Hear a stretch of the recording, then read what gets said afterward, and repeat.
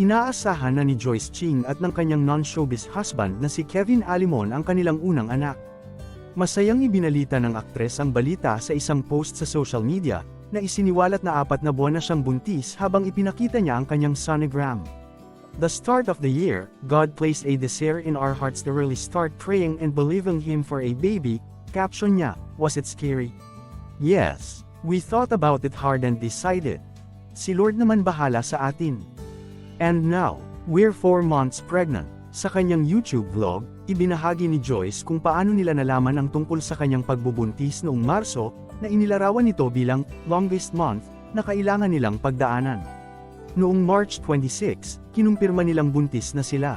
The baby is here. We are 7 weeks and 3 days pregnant, pag-aanunsyo niya.